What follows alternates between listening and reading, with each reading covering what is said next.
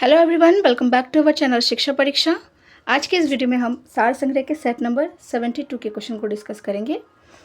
देखिए, हाल ही में अभी 13 दिसंबर से बीपीएससी का एग्ज़ाम होने वाला है।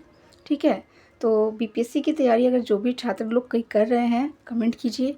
और आज का सार संग्रह का सेट का क्वेश्चन हम आपके साथ डिस्कस करते हैं। पहला क्वेश्चन, राज्यसभा के नामांकित सदस्यों की संख्या कितनी है? तो राज्यसभा की नामांकित सदस्यों की संख्या 12 है।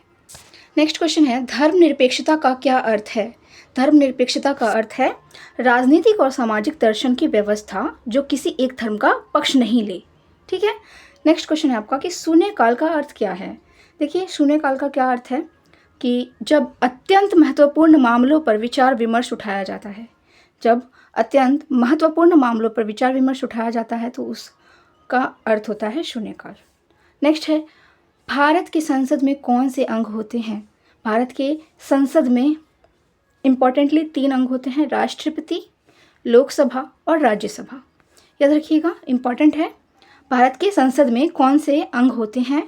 तो भारत के संसद में राष्ट्रपति, लोकसभा और राज्यसभा होता है। नेक्स्ट क्वेश्चन है, संविधान के प्रारूप समिति के अध्यक्ष कौन थे? तो संविधान के प्रारूप समिति के अध्यक्ष कौन थे? डॉक्टर भीमराव अंबेडकर। डॉक्टर भीमराव अंबेडकर हैं। भारत का संविधान अस्तित्व में कब आया? भारत का संविधान अस्तित्व में 26 जनवरी 1950 को आया था। कब आया था? 26 जनवरी 1950 को आया था। कोई भी विधेयक धन विधेयक है या नहीं, इसका निर्णय कौन लेता है? क्वेश्चन है आपका कि कोई भी विधेयक धन विधेयक है या नहीं, इसका निर्णय कौन लेता है? तो इसका निर्णय लेते हैं लोकसभा का अध्यक्ष। लोकसभा का अध्यक्ष। पंचायती राज कैसी व्यवस्था है? क्वेश्चन है कि पंचायती राज कैसी व्यवस्था है? 3 स्तरीय व्यवस्था है, त्रिस्तरीय व्यवस्था है पंचायती राज। ठीक है। आगे है, किस ग्रह को पृथ्वी का बहन कहा जाता है? तो शुक्र को पृथ्वी की बहन कहा जाता है।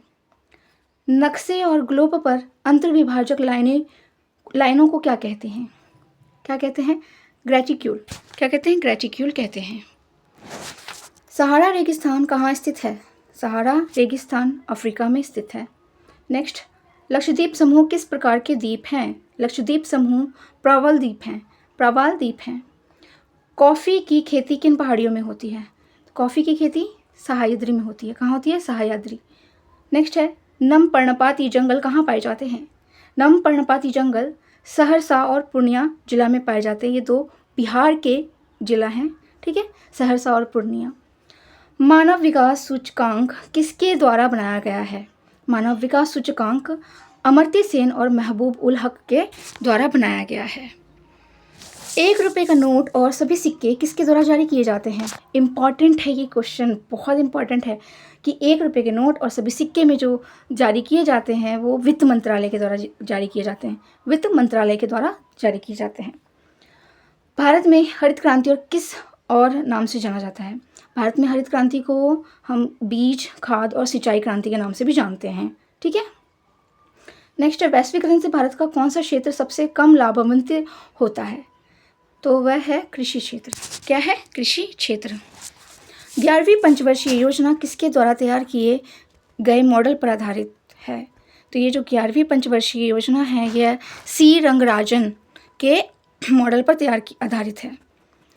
किस योजना में 100% साक्षरता हासिल करना शामिल किया गया है? तो वह है 12वीं योजना। 12वीं योजना। नेक्स्ट है, सबसे बड़ी मानव निर्मित झील कौन है? सबसे बड़ी मानव निर्मित झील है गोविंद सागर।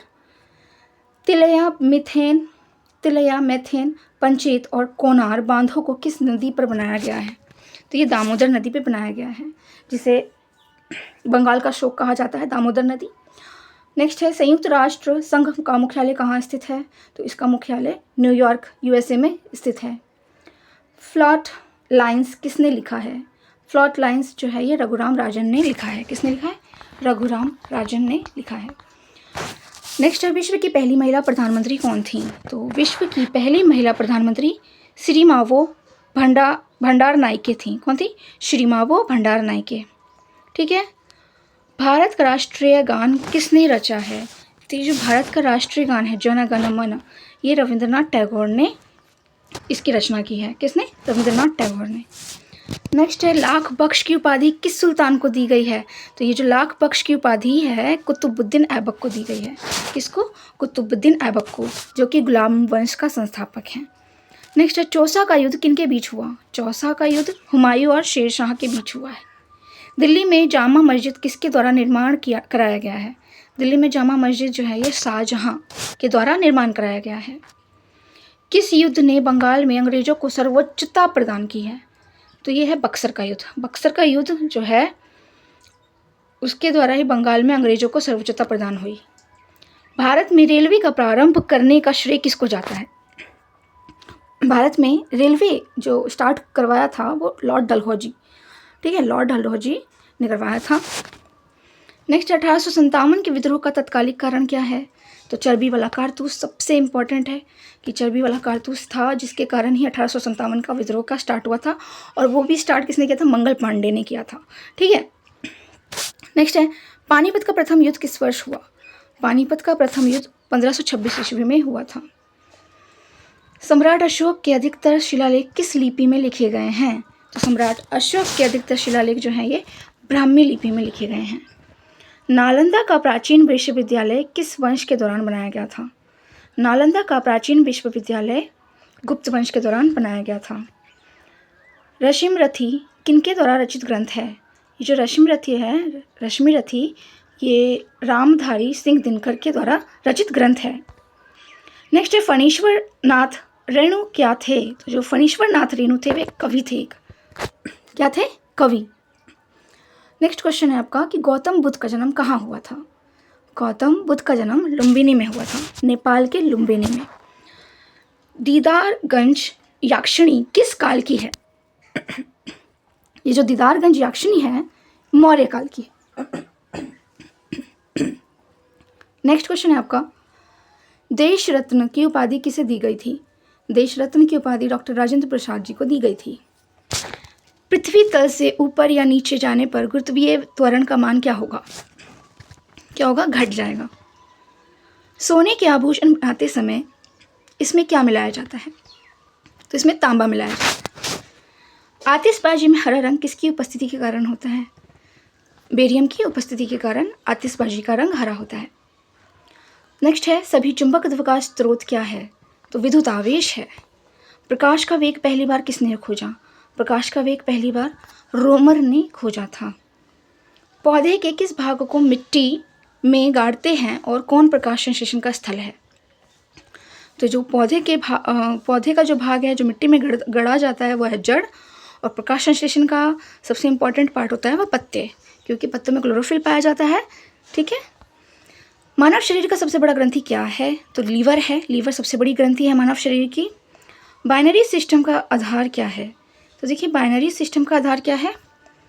10। कंप्यूटर को बूट के लिए सक्षम होने के लिए क्या ज़रूरी है? तो इसका एक ऑपरेटिंग सिस्टम होना ज़रूरी है।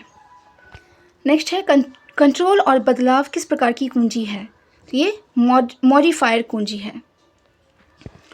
उपयोगकर्ता प्रणाली पर काम करने वाले को क्या कहते हैं? क्या कहते हैं? लाइव वेयर कहते हैं। नेक्स्ट है रैम।